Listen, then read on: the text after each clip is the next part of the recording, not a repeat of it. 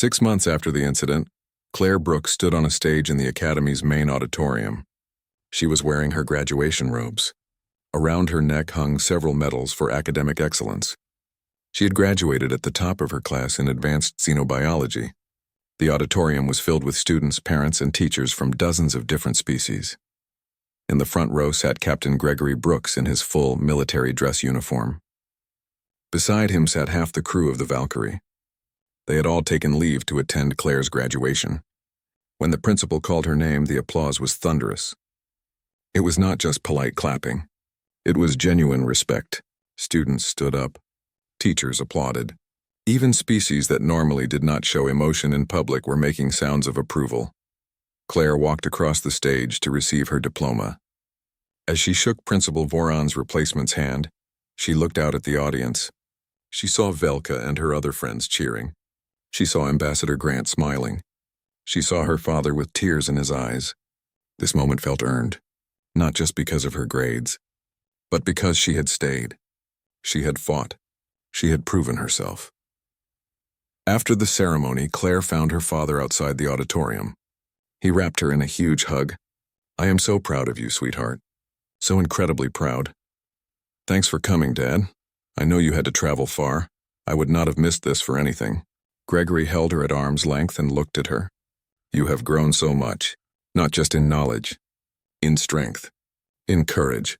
You handled something that would have broken many adults, and you did not just survive. You thrived." Commander Price approached them.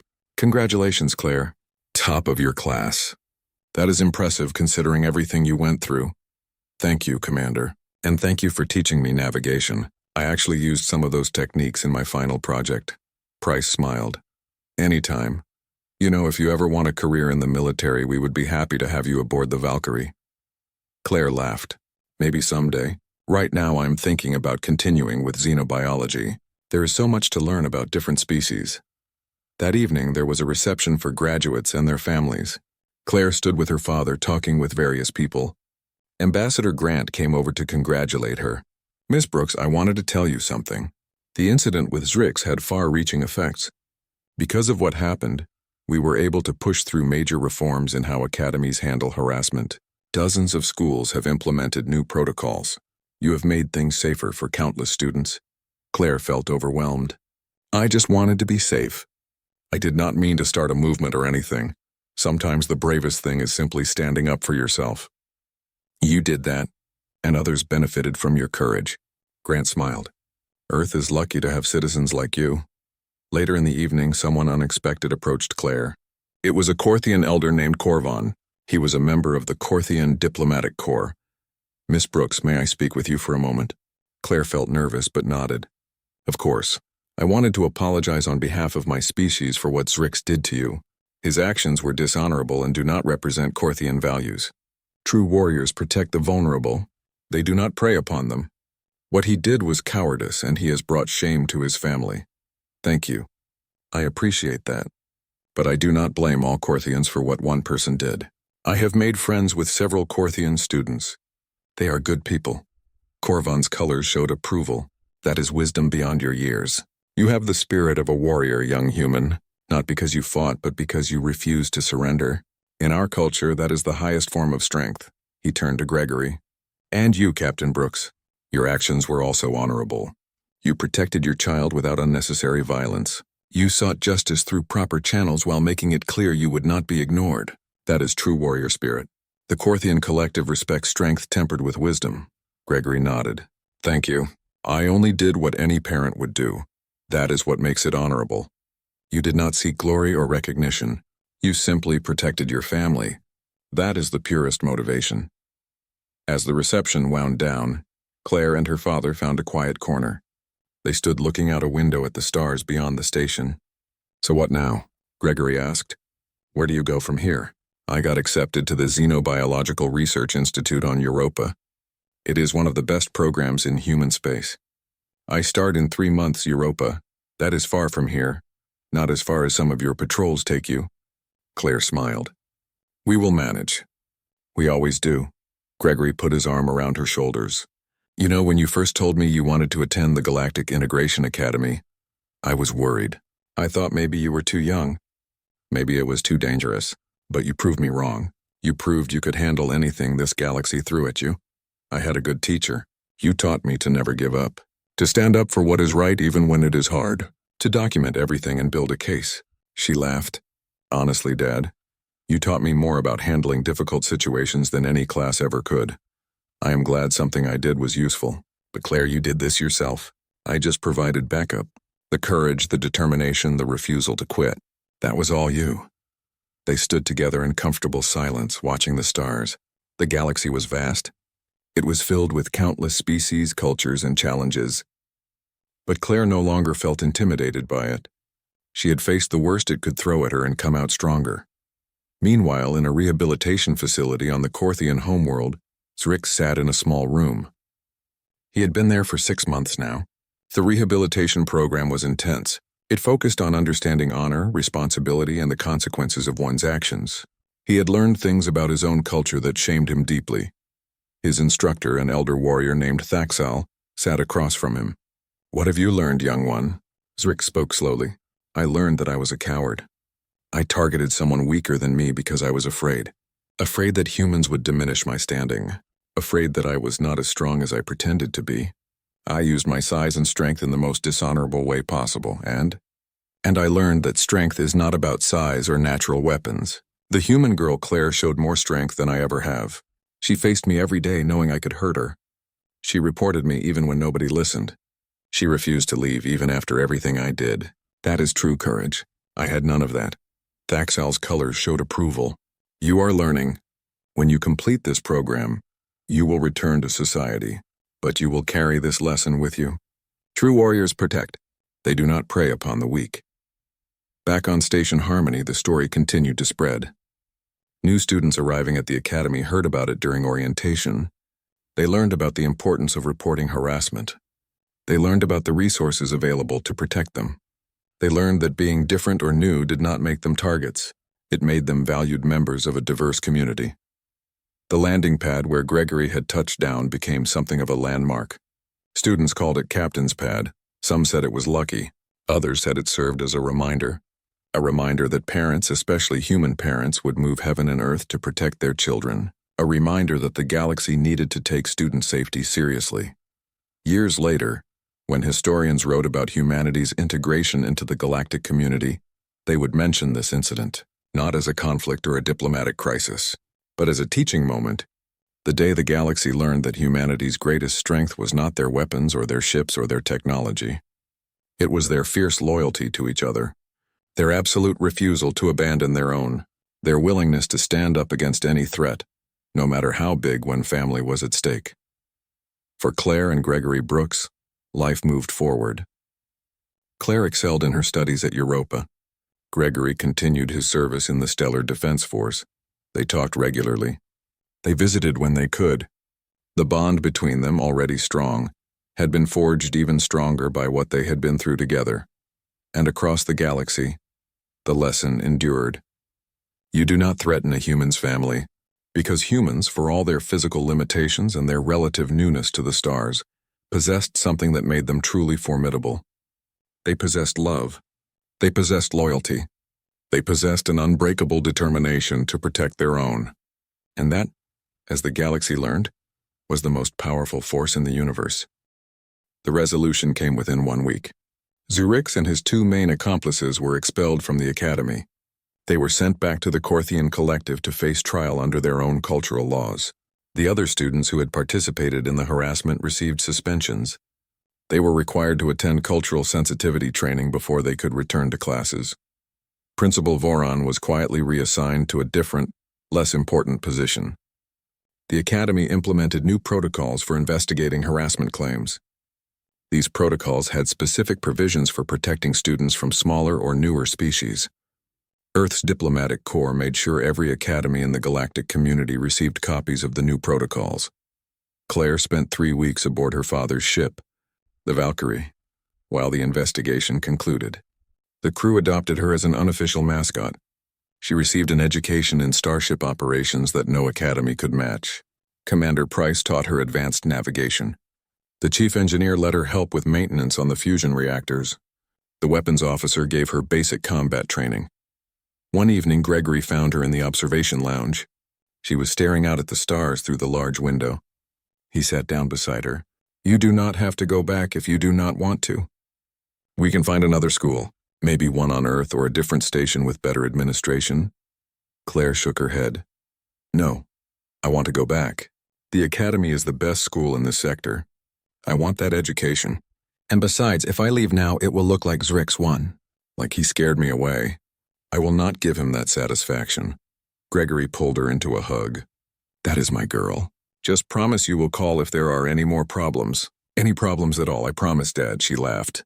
"Though I do not think anyone at the academy will mess with me now. The story of how you landed on the roof has become legendary. Half the students think you are terrifying. The other half think you are amazing. I do not care what they think. I just want them to leave you alone." When Claire returned to the academy, things were different. Students who had previously ignored her now nodded in greeting. Teachers who had dismissed her concerns now made a point of checking in regularly. The story of Captain Brooks landing on the academy roof to protect his daughter had spread throughout the station and beyond. More importantly, the story taught the galactic community something about humanity. They learned that humans might be physically smaller and newer to space, but they were fiercely protective of their families. They learned that humans did not back down from threats. They learned that underestimating humanity was a dangerous mistake. 3 months after the incident, Claire was working on a group project. Her group had students from 4 different species. One of them was a young Korthian named Velka. He hesitated before asking, "Is it true your father threatened to turn the station into debris if they did not let him see you?" Claire laughed. "No, that is an exaggeration. He just wanted to make sure I was safe." Velka's mandibles clicked thoughtfully. "My father told me about what happened. He said Zrix brought dishonor to our species. He said your father showed true warrior spirit by protecting you without unnecessary violence. That is the highest compliment a Korthian can give." Claire smiled. "My dad is pretty great, and you," Velka added. "You are brave to come back. Many would have left. You stayed and faced your fears. That is also warrior spirit." The group returned to their work. Claire felt something warm in her chest. Respect, not just for being human or for surviving the harassment, but respect for her own courage and determination. That evening, she called her father. He appeared on the screen looking tired but pleased to see her. "How was your day?" "Good, really good. I made a new friend today. A Korthian student named Velka." Gregory raised an eyebrow.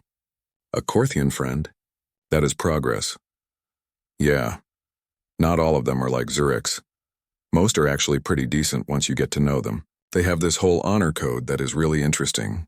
"I am glad to hear it." Gregory's expression softened. "Claire, I am really proud of you. Staying in school despite everything, reporting the harassment even when nobody listened, not giving up. That took real courage. I learned from the best. You taught me that our family does not quit. No, we do not. And we do not let anyone threaten our family." After they signed off, Claire sat back and looked around her small room. It was tiny. The gravity was still a bit weird. She had homework for 5 different classes, but this room was hers. She had earned her place here, not just through academic achievement, but by proving that humans could not be intimidated or driven away. Across the station in the administrative offices, the story was already being written into academy history. The day a human captain landed on the roof to protect his daughter. The day the galactic community learned that humanity's greatest strength was not their technology or their ships. It was their absolute unwillingness to abandon their own. Somewhere in deep space, Captain Gregory Brooks returned to his duties aboard the Valkyrie. Commander Price found him reviewing patrol routes in his ready room. "Everything okay, Captain?" "Everything is fine, Helen." Gregory smiled. It was rare to see him smile. Better than fine, actually good, because I have been thinking, if we ever have to do something like that again, I want to be the one who lands on the roof. You got all the glory this time. Gregory laughed. Deal. But let us hope there is not a next time. Agreed. Though the reputation boost was significant, half the fleet is calling you the father who landed on a school. There are memes, Captain. Memes. Wonderful. Just what I always wanted, Gregory said dryly. But he was smiling as he said it. Because at the end of the day, reputation did not matter. Rank did not matter. What mattered was that his daughter was safe, and the galaxy had learned an important lesson about humanity. You do not threaten a human's family, ever. The incident became required study material in galactic education programs. New safety protocols were implemented across dozens of academies. Human students reported significantly decreased harassment as word spread about what happened when you targeted one of them. Other species began to understand something important about humanity. Humans were not the strongest species physically. They were not the oldest civilization. They did not have natural weapons or armor. But they had something perhaps more powerful. They had loyalty. They had determination. They had an unbreakable bond to their families and their own kind. A famous Korthian general was once asked about the incident at the academy. He said something that became widely quoted across the galaxy. Humans are small, yes, but never make the mistake of thinking small means weak. A human protecting their family is the most dangerous force in the universe. They will not stop. They will not compromise. They will move heaven and earth to keep their loved ones safe. That is not weakness. That is the purest form of strength. The galaxy was still learning about humanity, still adjusting to their presence among the stars. But one lesson was now clear to all. Humans protect their own, and that is a force more powerful than any weapon in the galaxy. Principal Voron's crystal body shifted through several colors. It was a sign of extreme discomfort. Captain Brooks, I believe you are exaggerating the situation. Young students often have conflicts. This is normal when different species learn to coexist. Gregory pulled out his datapad. A holographic display appeared in the air. These are images of the spacesuit that someone tampered with. I had my ship's engineering team analyze it. The seals were deliberately loosened using a specialized tool. This was not an accident. This was attempted murder. The principal's colors changed again. I was not aware of this analysis. How did you obtain the suit? My daughter kept it as evidence. She was smart enough to recognize proof when she saw it. Gregory's voice was hard. Now I want the names of everyone who had access to the equipment room in the 6 hours before my daughter got her suit. I want their complete records, and I want them in this office within 1 hour for questioning. Captain Brooks, I cannot simply call students for interrogation without proper process. Voron protested. Yes, you can. The Galactic Child Safety Treaty, Article 7, Section 3. In cases of credible threats to a minor's life, parents have the right to demand immediate investigation and protective measures. I am invoking that right. You will cooperate, or I will have Earth's ambassador explain to you why obstructing a treaty investigation will end your career. At that moment, the office door opened again. A human woman entered with 2 assistants. She was dressed formally and carried herself with authority. Principal Voron, Captain Brooks. I am Ambassador Lisa Grant. It seems we have a situation requiring diplomatic oversight. Ambassador, Gregory acknowledged with a nod. Thank you for coming. I received your briefing packet during my transit here. Grant turned to Voron. Principal, I have reviewed Captain Brooks's documentation. The engineering analysis is conclusive. The reports from Miss Brooks detail a pattern of escalating harassment. This cannot be dismissed as typical student conflict. Voron's entire body was cycling through colors now. Ambassador Captain, if there has been a failure to address Miss Brooks's concerns properly, I take responsibility.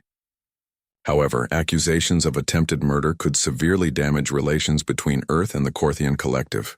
We must be careful. Gregory stepped forward. Do you know what else damages relations? If my daughter had died because your administration was more concerned about politics than student safety. I do not care about politics, Principal. I care about my daughter. Find who is responsible and ensure they face consequences. Otherwise, the scandal will be far worse than anything you are imagining. Ambassador Grant added, Earth's government will fully support Captain Brooks in this matter. We cannot allow our citizens to be victimized because we are newer members of the galactic community. If that creates diplomatic tension, we will handle it. Principal Voron was silent for a long moment. Then he touched his desk interface. Very well. I am pulling the access logs for the equipment room. I am summoning Security Chief Raxnor to coordinate interviews. This will be handled with appropriate seriousness. Good, Gregory said. He looked down at Claire. And my daughter is taking a leave of absence until this is resolved. She will stay with me. She will not return to this academy until I am satisfied she will be safe. The investigation moved quickly. When the station administration realized Earth was prepared to make this an interstellar incident, they took it seriously. The access logs showed that Zrix had been near the equipment room during the relevant time. So had two of his friends. When questioned separately, one of them broke down quickly. "We did not mean to kill her," the young Vrelian said. His voice shook. "Zrix said it would just scare her. Make her quit and go home. He said humans were too weak to be in the academy with real species." Security Chief Raxnor fixed the student with a hard stare. "Sabotaging a spacesuit is not a scare tactic. It is attempted murder. You understand Miss Brooks would have died if she had not caught the tampering?" The student's color went pale. "I did not think about that. Zrix said it would be fine. He said humans were weak and she would just leave. Saying Zrix told you to do it is not a defense. You will give a full statement. You will provide evidence against Zrix and anyone else involved. Perhaps cooperation will help when your sentencing is determined." Zrix himself was far less cooperative. When brought in for questioning, the young Korthian was arrogant and defiant. "I did nothing wrong. Humans do not belong here. They are weak. They make everyone weak by being here. I was doing everyone a favor." Gregory asked to speak with Zrix directly. Ambassador Grant advised against it, but Gregory insisted. "I will be professional. I just want to understand his perspective." They allowed it. Gregory entered the interview room and sat across from Zrix. The young Korthian towered over him even while sitting. His armor gleamed under the lights. "You are the human's father," Zrix observed. "You wasted your time. Your daughter does not belong here. She should go back to Earth where she will be safe with her own kind." "Do you know what I do, Zrix?" Gregory asked calmly. "You command a ship. It is not impressive. Your species has only had space travel for a few hundred years, that is true. We are newcomers. We have not fought the great wars or built ancient empires. But do you know what we have done?" Zrix clicked his mandibles dismissively. "We survived. We survived ice ages and plagues and disasters. We survived being prey animals, as you called us. We survived having no claws, no armor, no poison.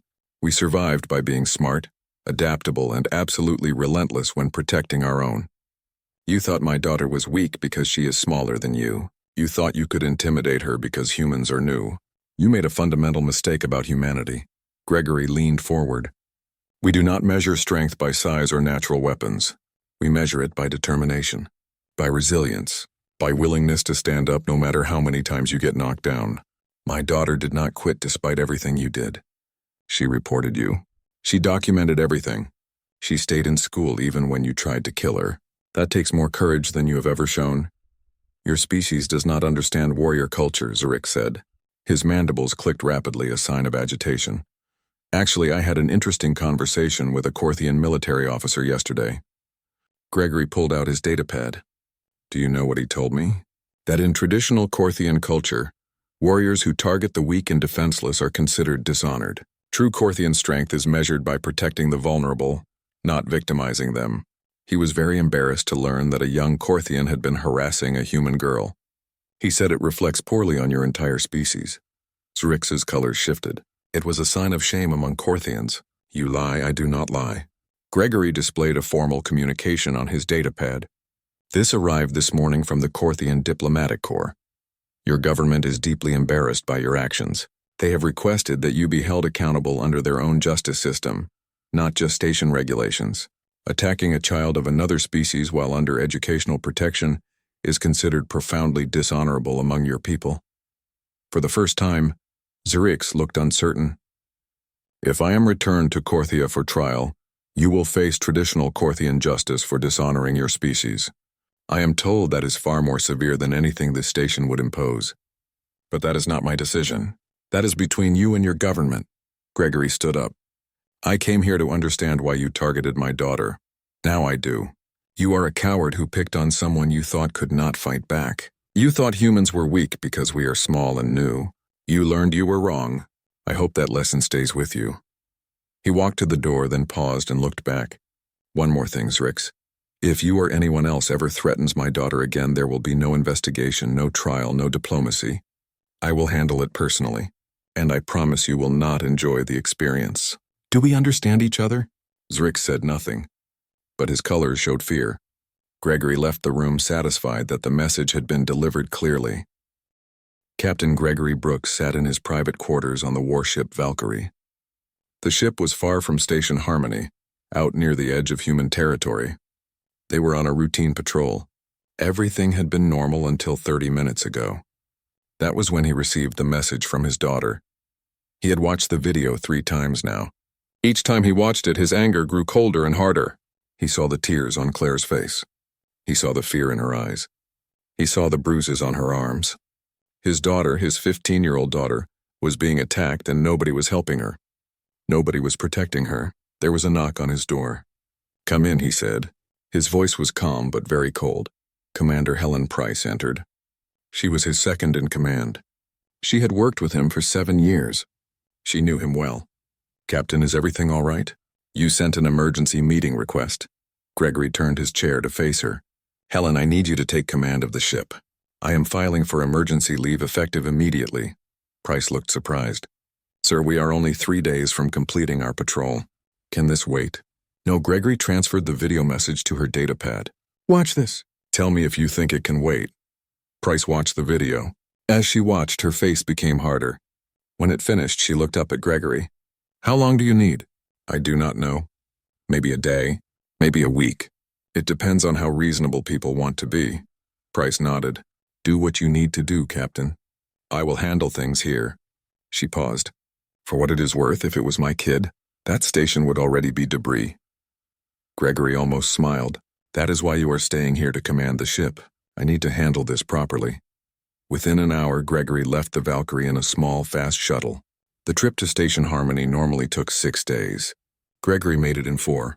He pushed the engines as hard as they would go. He barely slept. While he flew, he contacted people. He talked to Earth's diplomats. He talked to his superiors. He talked to lawyers who specialized in laws between different species. He also researched Korthian culture. What he found made him even angrier. The Korthians were warriors, yes.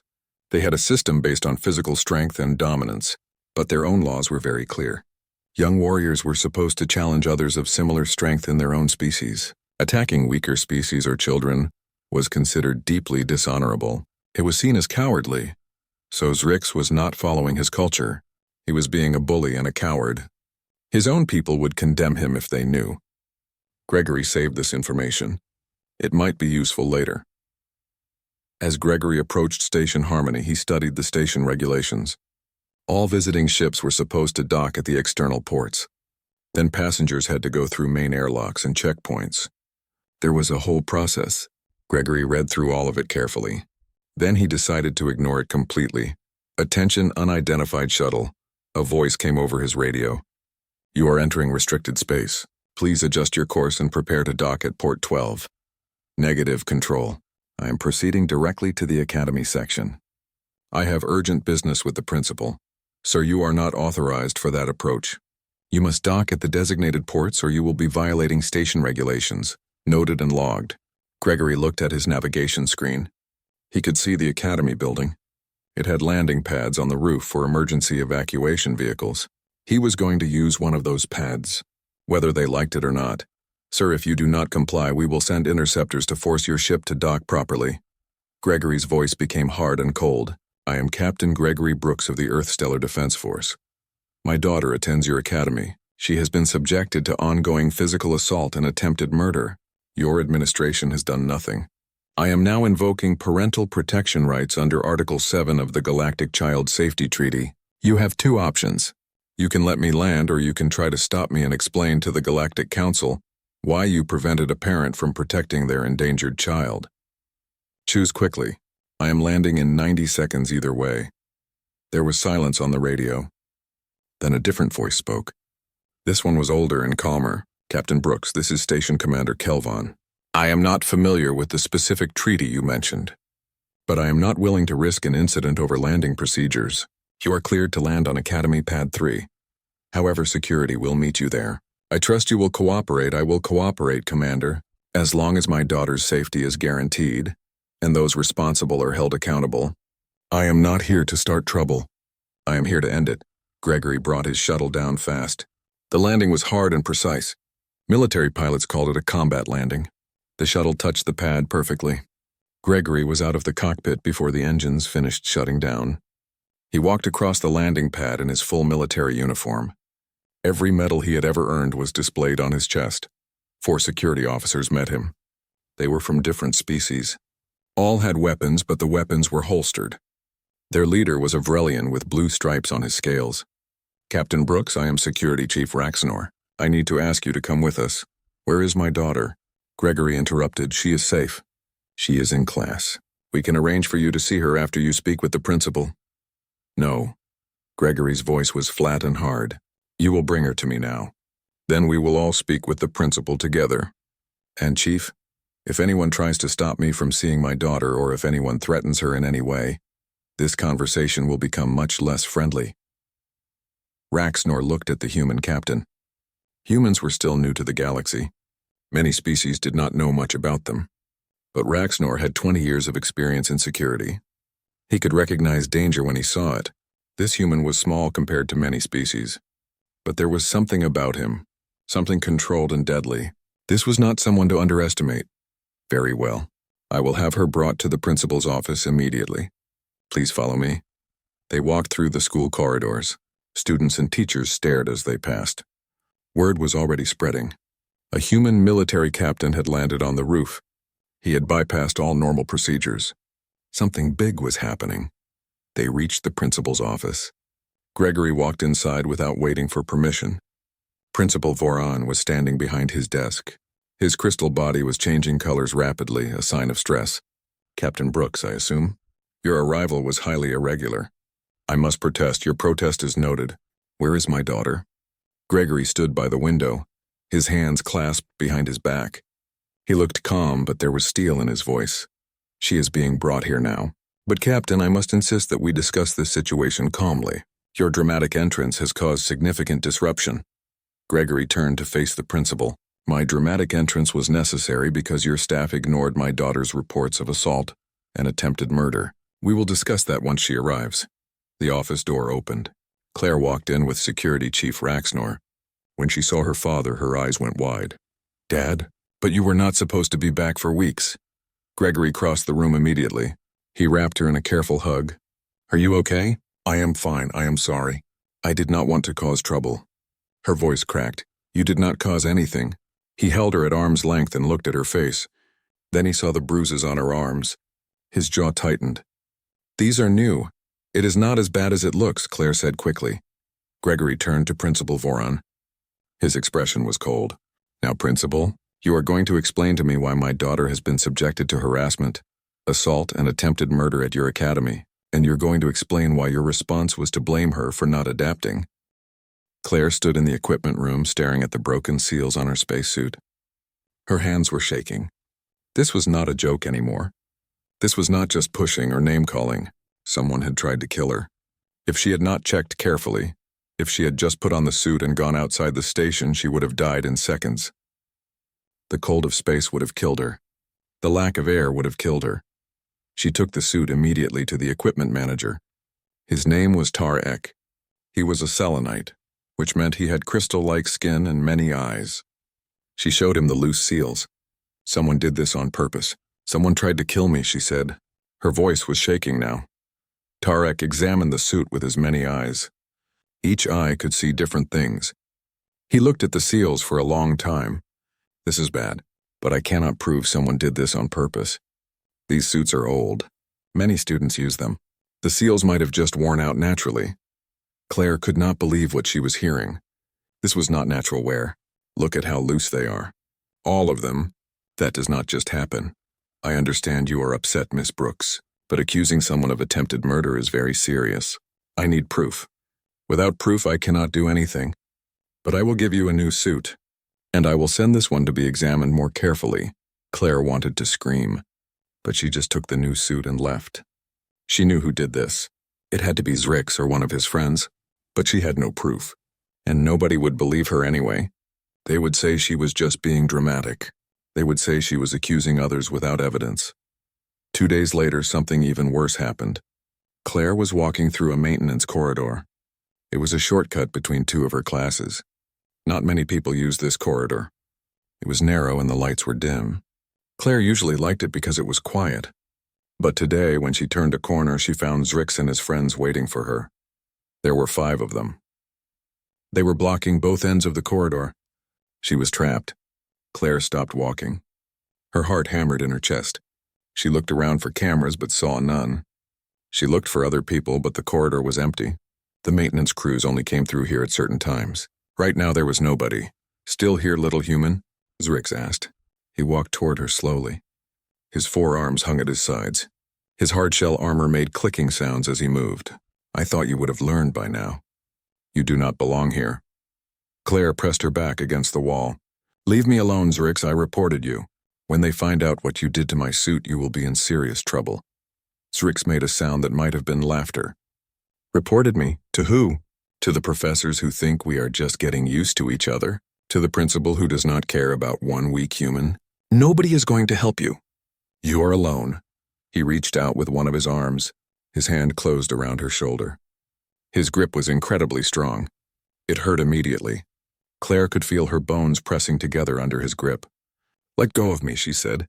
She tried to pull away but could not move. He was too strong, or what? "Will you call your daddy?" Zrix leaned closer. His breath smelled strange, like metal and sulfur. "I have learned about humans.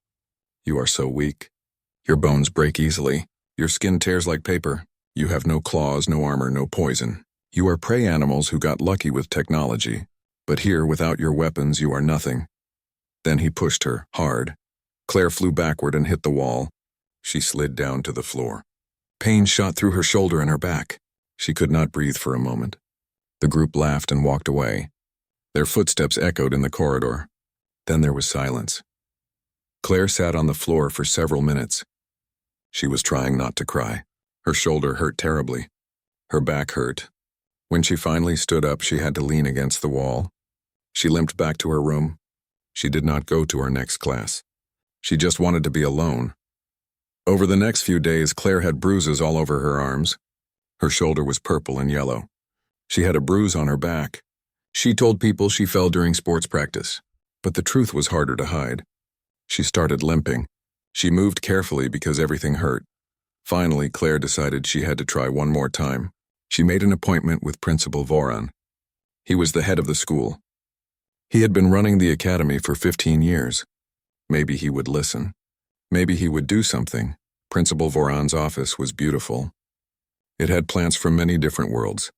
It had a big window that showed the planet below the station. The principal himself was a selenite like Tarek. His crystal skin reflected the light in pretty colors. "Please sit down, Miss Brooks. What can I do for you today?" Claire sat down carefully. Her ribs still hurt. "Principal Voron, I am being harassed by other students, specifically Zrix and his group. They have been bothering me for weeks. They broke into my locker. They damaged my things. Someone tampered with my spacesuit, and Zrix physically attacked me 2 days ago. I need help." The principal's many eyes focused on her. "Did you report these incidents to your teachers?" "Yes, multiple times, but they said it was just cultural adjustment. They said I needed to be more understanding. But this is not cultural differences. This is bullying. This is assault. I could have died if I had worn that damaged suit." Principal Voron was quiet for a moment. "Miss Brooks, you must understand that Zrix comes from a warrior culture. The Korthians have different social customs than humans. Physical contact and displays of dominance are normal for them. What you see as assault might just be his way of establishing social order." Claire felt anger rising in her chest. "He told me I should leave before something bad happens. He hurt me on purpose. He crushed my shoulder. That is not a social custom. That is a threat. Have you considered that you might be misunderstanding his intentions? Humans are known to be very emotional. Perhaps if you tried to engage with Zrix in a way that respects his culture, things would improve." Claire stood up. Pain shot through her side, but she ignored it. "So this is my fault? I am saying that integration requires effort from everyone. If you cannot adapt to our diverse community, perhaps this academy is not the right place for you." Claire left the office. She was shaking with anger and fear and frustration. Nobody would help her. Nobody cared. She was completely alone. That evening she sat in her room and made a decision. She had to tell her father. She could not handle this by herself anymore. She did not call him directly. If she tried to talk to him, she would cry. She would break down. Instead, she recorded a video message. She sat in front of her computer camera and pressed record. "Dad, I need to tell you something. I have been having problems at school." Then she told him everything. She told him about Zrix and the harassment. She told him about the damaged suit. She told him about being attacked in the corridor. She told him about the bruises. She told him that nobody would help her. By the end of the message, tears were running down her face. I know you will be worried. I know you will want to do something. But I do not want you to get in trouble because of me. I just needed you to know. I love you, Dad. Please be careful. She sent the message. Then she sat in her room in the dark and waited. She did not know what would happen next. She did not know that her father would watch that message 3 times. She did not know that he would immediately request emergency leave. She did not know that he was coming for her, and that when he arrived everything would change. Claire Brooks walked down the long hallway of the school. Her steps were quiet on the metal floor. The ceiling was very high above her head. This school was different from schools on Earth. It was made for many types of beings from different planets. Some were tall. Some were short. Some had scales. Some had fur. Claire was human, and she was smaller than most of the other students here. She had been at this school for 3 months now. The school was called Galactic Integration Academy. It was on a big space station called Station Harmony. Students from many planets came here to learn together. Claire liked learning about other worlds and other species. But lately, school had become hard for her. Not because of the lessons. Because of other students. Claire turned a corner. She was going to her science class. Suddenly, something hit her shoulder hard. She stumbled and almost fell. Her datapad fell from her hands and clattered on the floor. Claire looked up and saw Zrix standing there. Zrix was a Korthian. He was very tall, maybe 8 feet. His body was covered in hard shell-like armor. He had 4 arms, and his eyes were like insect eyes with many small parts. Watch where you walk, humans, Zrix said. His voice came through a small device that translated his words into English. The voice sounded flat and cold. 3 of his friends stood behind him. They were laughing. The sound was high and clicking, not like human laughter at all. Claire picked up her datapad. She checked to make sure it was not broken. Then she looked at Zrix. I was walking straight.